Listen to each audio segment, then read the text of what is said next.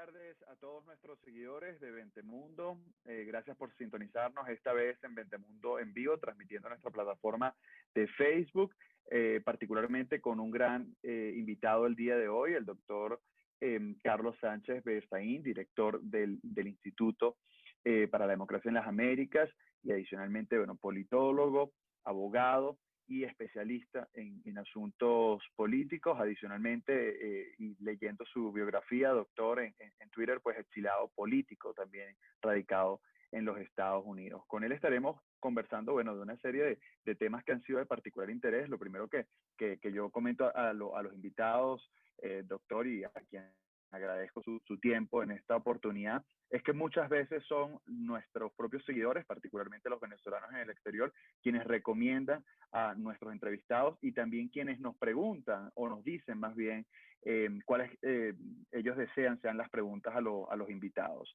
En esta ocasión, pues uno de los temas que usted bien sabe está sobre la palestra en la opinión pública, es particularmente lo que está ocurriendo en los Estados Unidos. Y a mí me gustaría comenzar un poco por ahí. ¿Cuál es su evaluación en relación a estos hechos que se están dando en los Estados Unidos, en las noticias que están develando, pues que sí hay grupos organizados que han tornado unas protestas legítimas, pacíficas, en torno a la situación acaecida con George Floyd?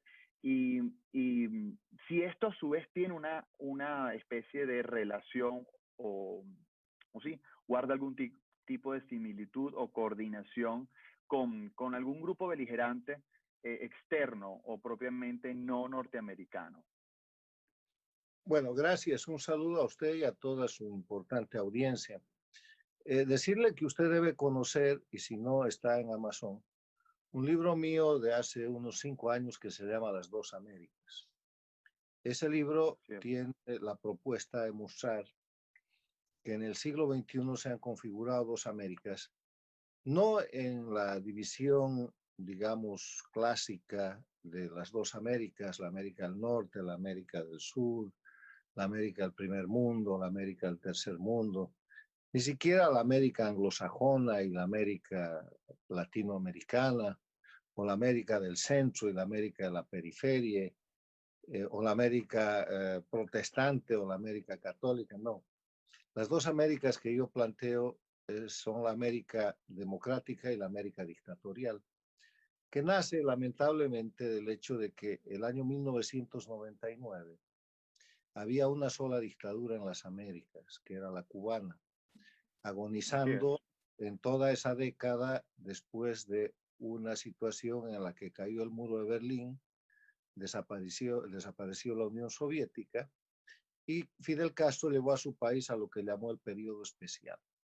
Y en ese periodo especial, todas las Américas y el mundo esperaba que Cuba avance hacia la democracia y que el siglo XXI sea el siglo de la democracia. Una señal de ese optimismo es que el 11 de septiembre del año 2001 se firma en Lima la Gran Carta Democrática Interamericana para fijar los elementos esenciales de la democracia y hacer realmente unas Américas totalmente democráticas.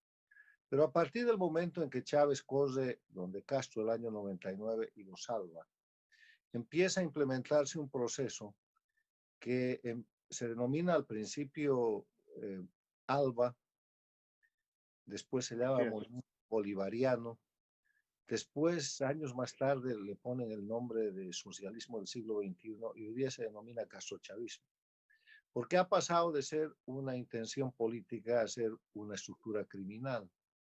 Y eso básicamente lo que logra son tres cosas. Primero, reinserta en el escenario hemisférico y mundial el castrismo que estaba agotado y liquidado con sus prácticas de los 60, 70 y 80, que son prácticas de guerrilla, de crimen, de narcotráfico, de confrontación urbana, de sangre.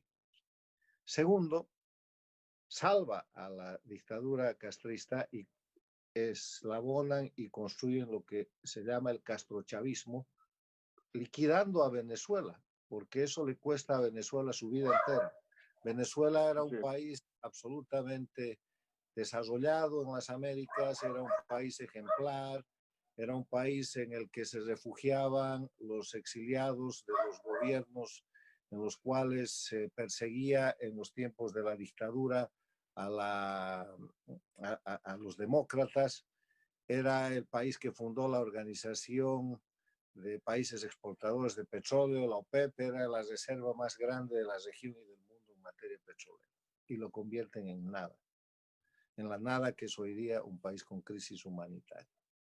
Y el tercer tema que produce esa situación es que se expande el denominado castrochavismo y produce esa América dictatorial, porque en vez de haber una dictadura, la del año 1999, usted tiene en el curso de la primera década a Cuba, Venezuela, Bolivia con Evo Morales, el Ecuador con Rafael Correa, Nicaragua con Ortega, controlan con el Partido de los Trabajadores el Brasil, controlan con Kirchner la Argentina, y controlan la OEA con Insulza, y tenemos un proceso realmente de ocupación, el Caribe con Petrocaribe, controlan toda la región.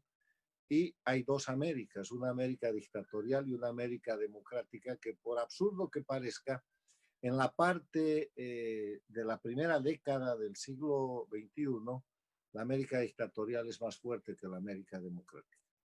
Después, porque son centralistas, porque son corruptos, porque son estatistas, porque violan los derechos humanos, porque son parásitos, por sus propios defectos, empiezan a caer y el mundo empieza a cambiar, las Américas empiezan a cambiar porque los pueblos empiezan a rebelar, empiezan los problemas con que no pueden controlar absolutamente Colombia, democráticamente se salva Chile, pierden el gobierno en la Argentina, que ahora lamentablemente lo han recuperado, sale el dictador Correa y Lenín Moreno en el Ecuador pone en marcha un gobierno de transición con grandes dificultades. Hay un cambio en la Organización de Estados Americanos, entonces se van reduciendo. Y el año 2019 hay una América dictatorial liderada por Cuba, con su base principal en Venezuela e integrada por Evo Morales en Bolivia y Ortega en Nicaragua. Pero también sale Evo Morales en noviembre y se siguen achicando. Entonces, en ese contexto, vemos un grupo dictatorial castrochavista que se achica, pero que trata, como todo monstruo que está agonizando, de utilizar sus peores artes y su mayor fuerza para evitar caer. Y en esa dinámica, el año 2019, el segundo semestre del año 2019, el castrochavismo pone en marcha una dinámica de desestabilización, conspiración y sedición internacional. Después de una reunión que se realiza en Caracas, del brazo operativo que es el Foro de Sao Paulo, ellos expanden para desestabilizar América Latina y hacen un golpe de Estado en el Ecuador que fracasa. Reabren la guerrilla en Colombia, desde la frontera con Venezuela, activando las FARC. Desestabilizan Chile, que lleva a Chile a una situación en la cual tiene que ponerse a preguntarle al país en un referéndum que ya viene sobre si van a cambiar o no van a cambiar la constitución, que el castrochavismo llama la constitución de Pinochet, que es en verdad la constitución del presidente Lagos, porque él es el que hace muchas modificaciones. Exactamente. Lleva su firma y su nombre. Desestabilizan a la Argentina con éxito y ganan una elección, y ahí está un nuevo proyecto castrochavista con Fernández y Kirchner. Tratan de desestabilizar el Brasil, pierden el Ecuador, pierden el Uruguay y pierden en Bolivia, donde el dictador renuncia y sale corriendo. Entonces, ese es el escenario pre-coronavirus que tenemos que mirar.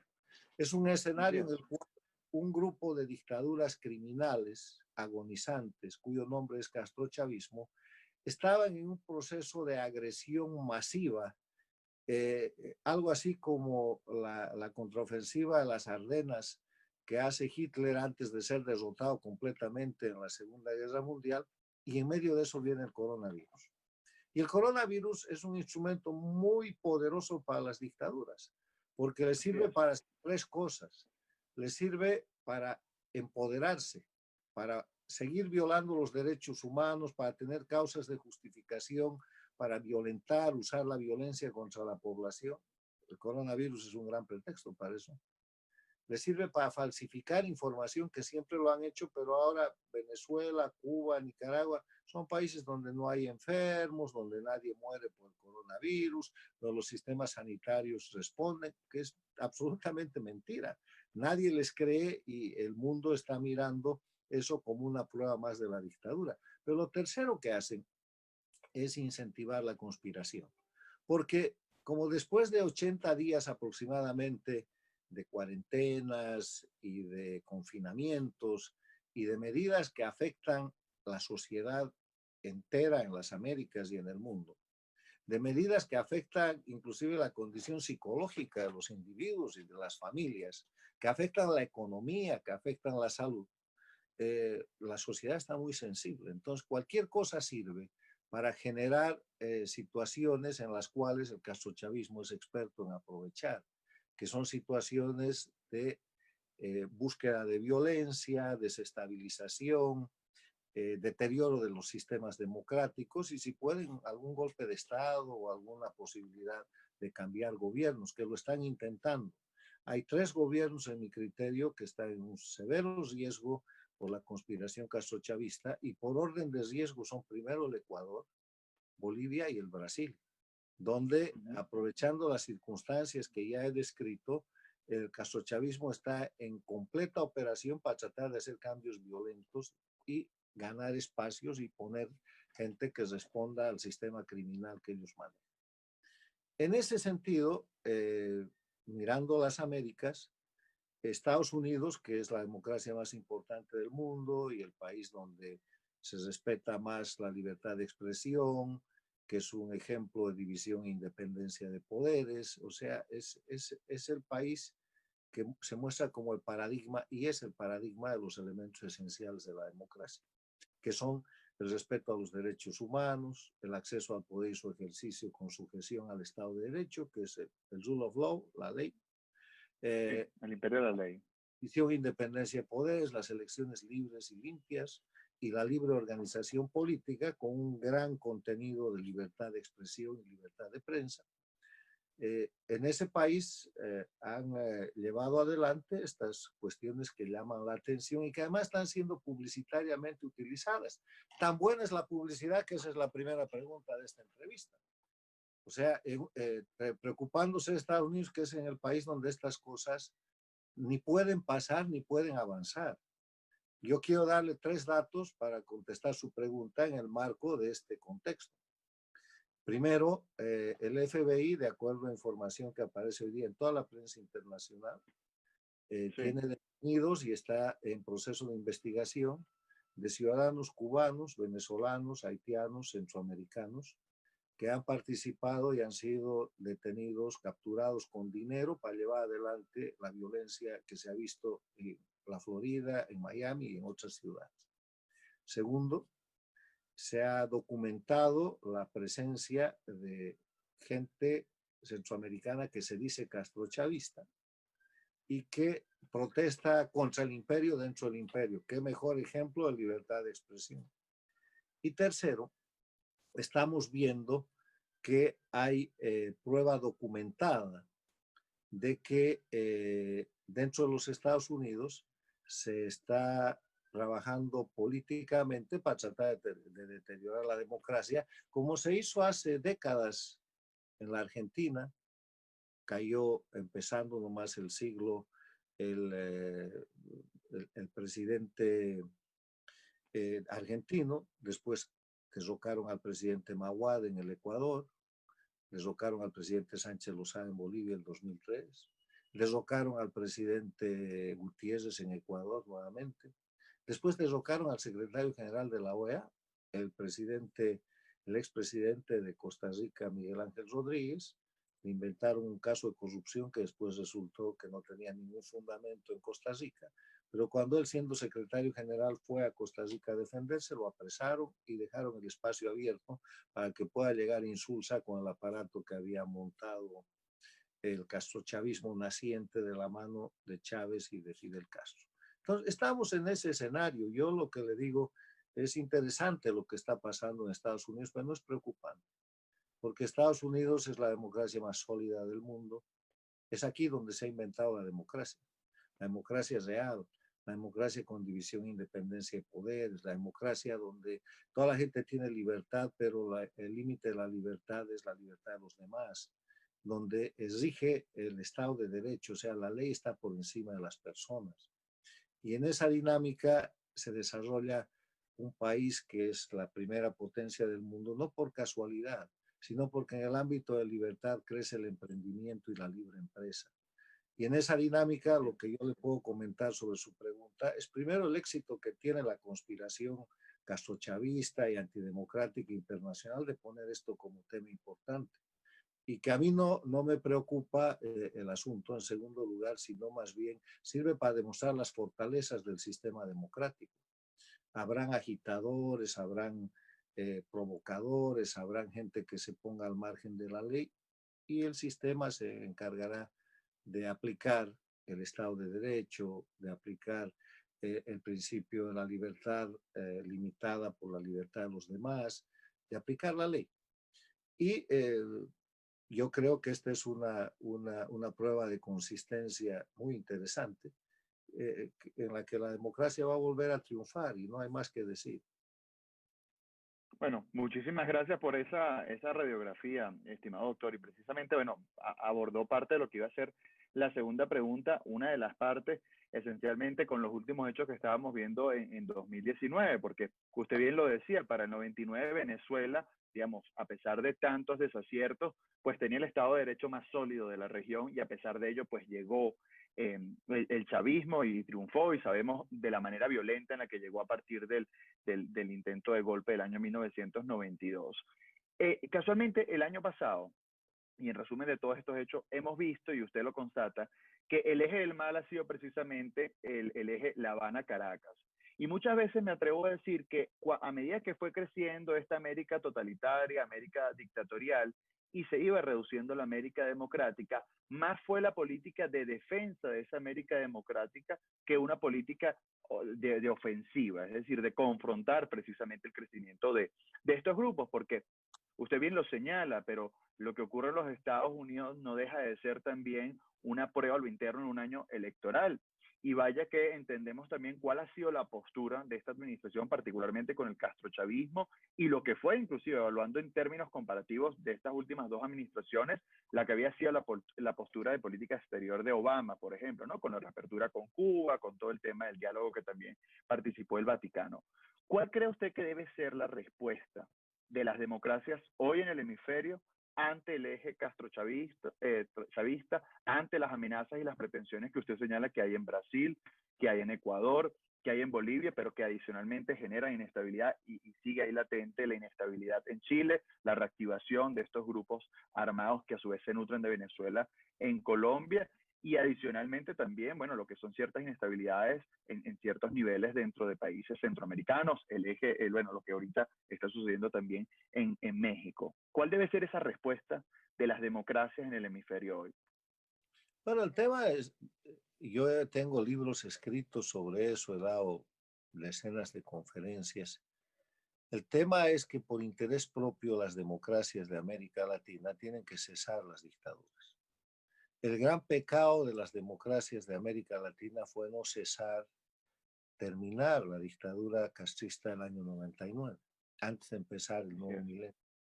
Y creció, llegó Chávez, liquidó Venezuela, que era el país más democrático de la región, y la liquidó por una mezcla de impulso de ese grupo, por una mezcla de complicidad de los venezolanos, porque así funcionan las cosas, y porque la comunidad internacional no advirtió a tiempo el riesgo pese a los derrocamientos que se produjeron en Argentina, Ecuador, Bolivia, Ecuador, la OEA y otras situaciones que fueron derrocamientos violentos que se veía en ese momento que venían de Cuba y Venezuela.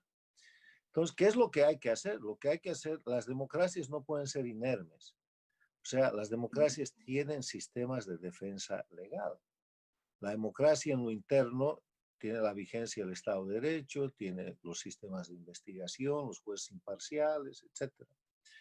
Y la política no puede trasladarse al ejercicio del crimen, que es lo que ha hecho el castrochavismo. Entonces, en ese sentido, la comunidad internacional ha sido tardía en reaccionar eh, al castrochavismo, porque al principio lo ha considerado como una expresión populista, después de la expresión populista lo ha considerado como una expresión de socialismo del siglo XXI. Han tolerado este concepto que yo he introducido a la consideración de la ciencia política, que es el de dictadura electoralista, que son dictaduras en toda la línea, pero hacen elecciones. Y las elecciones tienen dos Correcto. características. La característica de que el pueblo vota pero no elige, y la característica de que hay una oposición funcional, que es otro concepto que hay que recordar. La oposición funcional es una oposición de mentira. Es una oposición que actúa en función de los intereses del régimen dictatorial para darle legitimidad interna e internacional, pero que nunca ha de poder tomar el poder y que se acomoda con cierta parte de la torta de la corrupción y del Estado que se le puede asignar. Entonces, en esa dinámica, la comunidad internacional tiene que despertar, yo creo que lo está haciendo, y darse cuenta de que Cuba, Venezuela y Nicaragua son dictaduras que no pueden continuar existiendo. Y ya se ha hecho un conjunto de acciones muy importantes para ayudar a la liberación de los pueblos de Cuba, Venezuela y Nicaragua, pero en el caso específico de Venezuela que a usted le interesa, yo soy muy crítico en cuanto a lo que hace el liderazgo venezolano para acompañar y ayudar esa cooperación y ese interés internacional. En Venezuela, técnicamente, desde enero del año pasado, hay un gobierno legítimo liderado por el presidente Juan Guaidó, reconocido por casi 60 países. No pueden haber muestras más grandes de solidaridad, apoyo y reconocimiento a ese presidente. Hay un gobierno usurpador, que es un gobierno que ejerce de facto el control del poder y cuyas cabezas tienen precio internacional porque son objeto de la aplicación de la Convención de Palermo, tribunales internacionales en Nueva York, en la Florida, los acusan y le han puesto precio de 15 millones a la cabeza de Nicolás Maduro, de 15 millones a otros, 10 Diosdado Cabello y qué sé yo. Tarek Al-Aissami creo que vale 10, Cabello vale 15. O sea, es un grupo de bandidos que está buscado por la justicia internacional que detenta arbitrariamente violando los derechos humanos en Venezuela. Entonces, en esa dualidad que hay, el ejercicio del poder por la fuerza y el ejercicio legítimo que concurren en Venezuela, lo que se ha venido a ver en falta es que el gobierno legítimo de Venezuela no ejerce. Tiene tres dificultades el gobierno legítimo de Venezuela. Primero, no ha hecho gobierno, porque el año pasado aprobaron un estatuto para la transición a la democracia que tiene una hoja de ruta equivocada. La Asamblea amarró a Guaidó y evitó la liberación del pueblo venezolano porque dijo que primero tenía que haber cese de la usurpación, segundo tenía que haber gobierno de transición y tercero elecciones libres. ¿Cómo va a cesar la usurpación si no arman un gobierno de transición? Tenían que haber armado primero el gobierno para cesar la usurpación. El mundo les está brindando la posibilidad con el reconocimiento de que ejecuten y hagan un gobierno. Y de acuerdo a la constitución chavista en la que ustedes se amparan, el gobierno es el presidente, el vicepresidente y el gabinete de ministros. Y el señor Guaidó no ha nombrado ni vicepresidente ni gabinete de ministros, o sea que no tiene gobierno. Ese es el primer tema. El segundo tema en esta dinámica es que no hay iniciativas. El presidente legítimo y su grupo es totalmente reactivo a las iniciativas que siempre toma la dictadura, incluido a la farsa esa de lo que han llamado la Operación Gedeón, que es una operación típica del G2 cubano. Hay decenas de ese tipo de operaciones a lo largo de la historia desde la década de los 60 y los venezolanos vienen a caer en la trampa y a quedarse a la defensiva en eso. Y la tercera cosa es que la oposición venezolana, el gobierno legítimo, tiene que quitarse la sombra cada vez más extendida de la sospecha de que son funcionales a la dictadura y a la usurpación.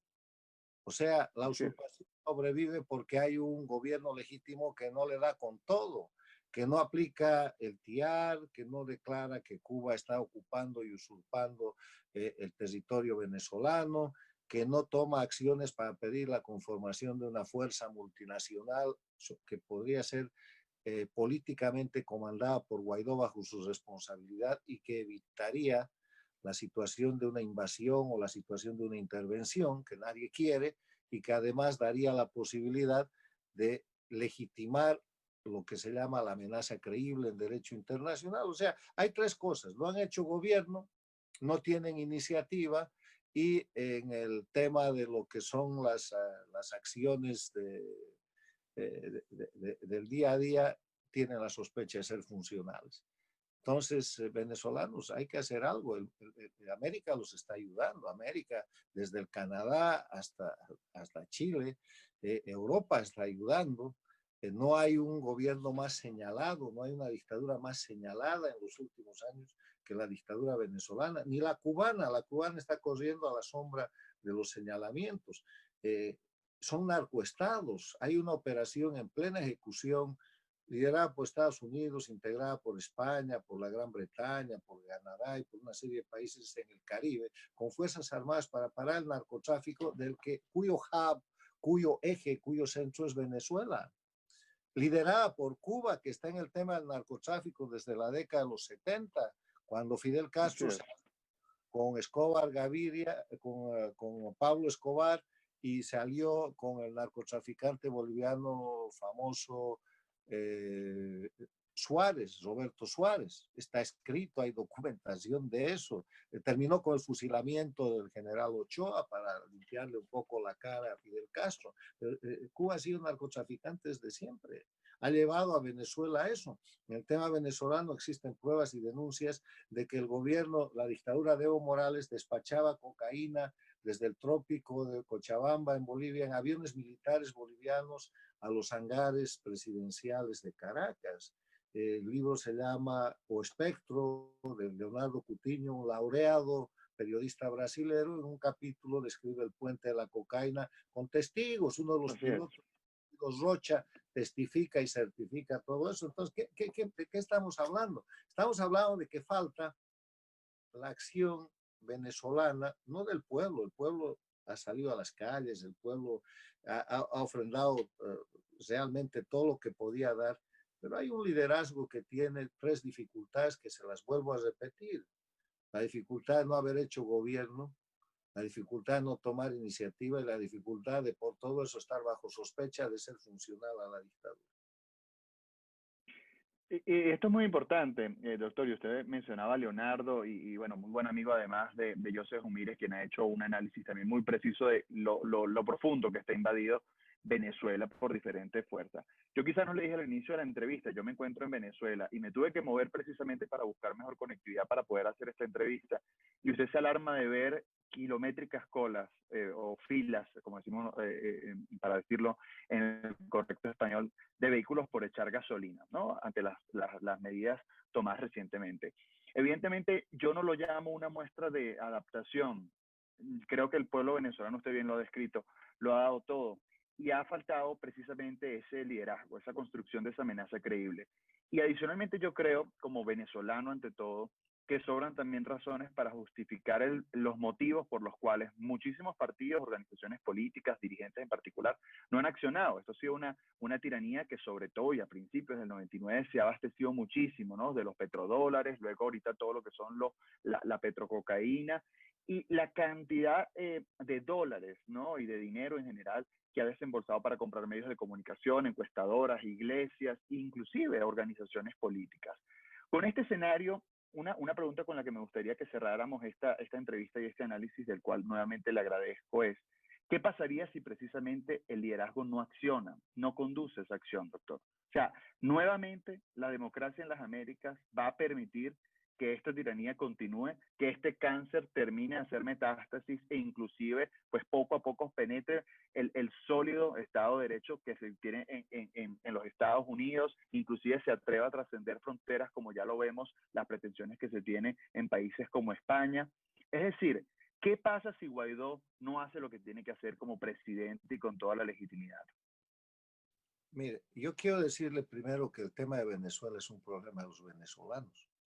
Venezuela y los venezolanos le tienen una gran factura a la América Latina. Por culpa de ustedes, hay varios países que no pueden recuperar su democracia. Hay una crisis horrenda en el Ecuador y en Bolivia. Hay conspiración en Chile, en Colombia, en el Brasil, en Paraguay, en el Uruguay. Eso es culpa de Venezuela y los venezolanos. O sea, dejen de mirar el mundo como si ustedes fueran solamente las víctimas y asuman un poco de responsabilidad, porque el equilibrio en la vida se da cuando hay autoridad con responsabilidad. Yo creo que la comunidad internacional le ha dado a Venezuela y le está dando a Venezuela lo que le puede dar y lo que le ha dado más que a ningún país en ningún momento, incluida la lucha contra el castrismo cubano en la década de los 60 y los 70. O sea, hay un paquete de sanciones, hay un paquete de medidas, hay enjuiciamientos. Los usurpadores están con la cabeza buscada por millones de dólares. No pueden viajar a ningún país que no sean los países de un pequeño eje dictatorial. Pueden ir a Irán, de repente pueden ir a la China, por ahí a Rusia, pero no creo, pero ya se acabó. O sea, la ayuda a Venezuela es una ayuda importante. Ahora le toca jugar a Venezuela. Y en Venezuela hay un problema de liderazgo. Hay un problema de liderazgo que se refleja en dos acciones. Primero, el grupo de la MUD, que ahora se llama el G4, se pelea y se distribuye una torta como si ya tuvieran el poder y liquidan el acceso al poder real. Y el resto de los partidos combate eso, el resto de los liderazgos, y fraccionan la oposición y llegan al elemento de que no hay unidad. Entonces, la desunión de la oposición venezolana, una desunión además sin claridad, porque ya es el momento de que entre los opositores venezolanos digan quiénes son funcionales al régimen y quiénes no, y aclaren sus cosas, para que el mundo sepa de qué se trata. Pero esa es una lucha subverticia en la que al mundo le tratan de mostrar que todos son opositores y nadie sabe quién es quién, y el mundo se está cansando. Y cuando el mundo se canse, entonces la dictadura puede llegar a un punto de estabilizarse, de quedarse el oprobio, y como lo han dicho muchos analistas y sobre todo el expresidente colombiano Álvaro Uribe, construir una segunda Cuba con riqueza, con muchos más millones de habitantes y con una presidencia geopolítica mucho más grande. Yo creo que es el momento de mirar el tema entre venezolanos. Yo quiero darle un ejemplo, no porque sea mi país. Bolivia ha retirado al dictador y no puede retirar la dictadura. Estamos atrapados en un proceso en el cual el dictador puede regresar en cualquier momento, pero lo ha hecho pasando con un movimiento de resistencia civil, pasando por encima de los liderazgos políticos, de los candidatos y de la oposición funcional, y después de sacar al dictador ha vuelto a caer en esas manos.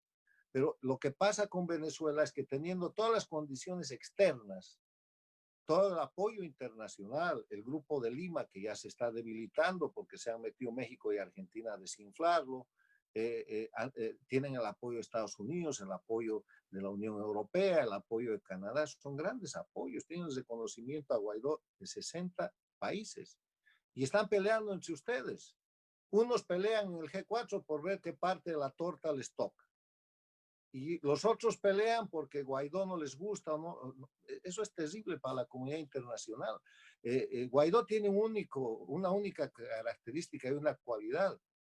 Es el sujeto reconocido por la comunidad internacional. Es todo lo que ustedes tienen, úsenlo. Ahora, si no sirve, reemplácenlo. Y si no sirve, si sigue sin servir, denúncienlo. Pónganlo en la silla de los opositores funcionales, pero háganlo de una vez. Porque si no hay esa claridad, lo que van a hacer es agotar el esfuerzo internacional y vamos a perder todos los latinoamericanos, porque vuelvo al principio de esta respuesta. Venezuela le debe cuentas a Latinoamérica. Desde Venezuela se ha desestabilizado en los tiempos de Chávez todas las democracias de América Latina. Desde Venezuela se ha resucitado el castrismo que estaba agonizando en Cuba. Y desde Venezuela se sostiene hoy día un sistema de delincuencia organizada transnacional a costa de los venezolanos como usted, a costa de los millones de exiliados, a costa de los cientos de presos políticos, de los miles de asesinados, de los miles de torturados, pero el sujeto sigue siendo Venezuela. Entonces, se necesita un poco de grandeza en el conjunto del liderazgo venezolano, moros y cristianos, los del G4, los del la MUD y los de la no MUD, para que de una vez por todas vean si pueden hacer algo para aprovechar el momento histórico que muy extendidamente tienen desde hace unos cuantos años del apoyo internacional. Y la solidaridad de todo el mundo, porque el mundo quiere que la dictadura, la usurpación cese en Venezuela, porque cuando eso pase, se desmorona el sistema de crimen organizado transnacional. Y yo le digo que eso es posible por diferentes maneras, pero le digo de la manera como no va a pasar. No va a haber invasión, ni va a haber intervención militar externa, porque eso es lo que quiere el castrochavismo para hacer de Venezuela un Vietnam. Y no van a, las fuerzas internacionales no van a caer en ese error. Puede producirse un efecto similar si Guaidó lidera y pide la conformación de la Fuerza Armada Multinacional. Puede generarse el mismo efecto si ustedes en torno a Guaidó hacen un gobierno de unidad nacional real, sin repartirse nada de lo que hay de momento, simplemente en un proceso de aceleración para recuperar el Estado, el territorio y sacar a los usurpadores. Pero eso es una cosa de los venezolanos. Yo solamente opino desde fuera en base a la realidad objetiva y a la desesperación de venezolanos, latinoamericanos y gente solidaria con la libertad y la democracia de Venezuela que ve una situación enfangada, una situación entrampada en manos de los venezolanos, porque la trampa no ha venido de fuera. Se aprovecha la dictadura, el castrochavismo les pone trampas, el G2 cubano es genial, pero son los liderazgos venezolanos los que terminan cayendo y estancándose en esas trampas.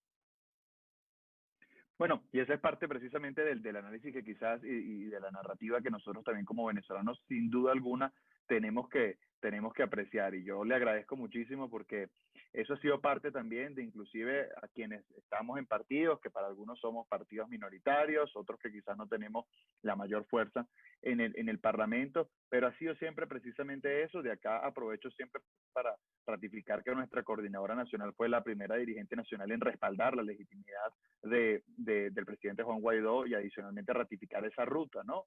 Que muchos dudaban y que adicionalmente ni se creía que iba a tener este apoyo que, como usted dice, a mi criterio sigue siendo así, es el mayor activo que nosotros tenemos como venezolanos. Yo quiero agradecerle, la pregunta doctor. es cuánto dura ese apoyo, cuánto tiempo usted cree que dura el apoyo internacional al presidente Guaidó.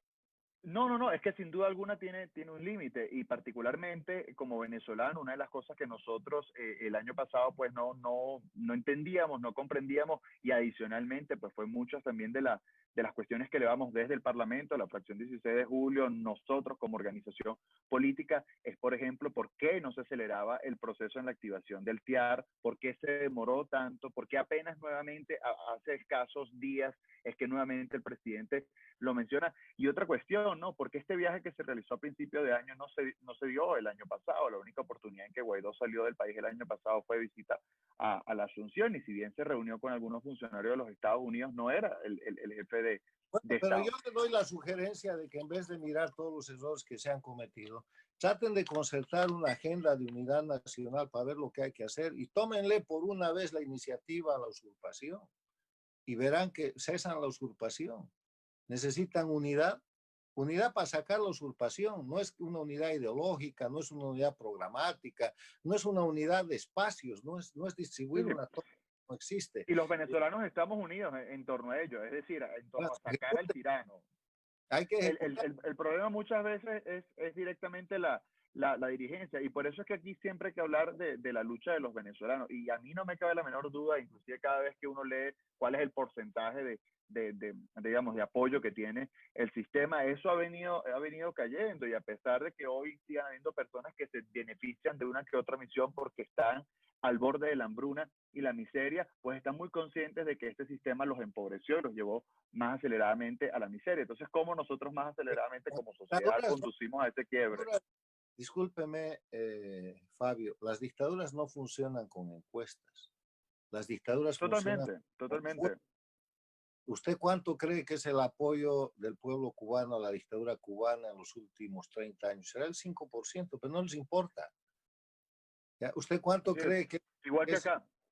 del pueblo venezolano a la dictadura venezolana? No llega al 10%.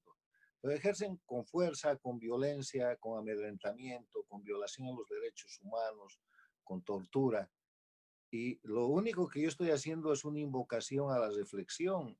Puedo estar equivocado, ustedes corrijan, ustedes están en el terreno, pero el mundo y el pueblo venezolano le está reclamando a sus liderazgos, a todos, unidad para sacar al usurpador. Después disputen el poder, pero están disputando el poder antes de sacar al usurpador y eso es exactamente la técnica, la estrategia del casochavismo. Esa es la técnica eterna del G2 cubano, hacer que los supuestos o los reales defensores de la libertad y la democracia disputen el poder antes de sacar al usurpador. Están entrampados en eso.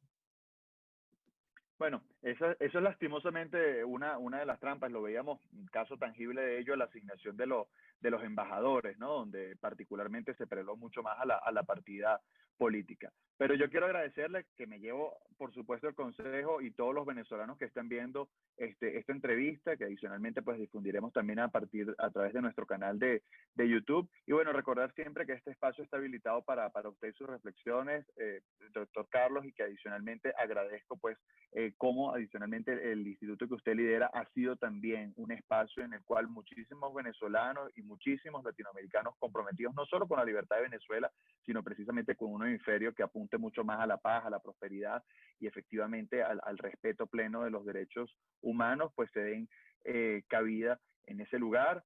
Y bueno, por supuesto, muchísimos amigos en común. Agradecer a Carla que nos puso en contacto, pero también a nuestro excelentísimo coordinador de eventos de Estados Unidos, José Amalio Graterol. Y bueno, agradecer sobre todo cada una de sus publicaciones y todo el apoyo que desde la ciudad de Miami usted genera para nuestra causa. Seguimos y seguiremos trabajando. Le agradezco mucho, Fabio, pero es hora de ponerse la mano al pecho. El tiempo se está acabando, el enemigo se está Así es. una gran oportunidad de terminar y cesar las dictaduras, pero el tema descansa en Venezuela y ustedes son quienes tienen la, la respuesta y tienen la responsabilidad de actuar. Así es. Y lo haremos comprometidos precisamente en buscar no solo la liberación de Venezuela, sino precisamente ese hemisferio tan deseado. Como venezolano, ese es el compromiso que nos llevamos y nuevamente le agradezco su tiempo y esta oportunidad, estimado doctor.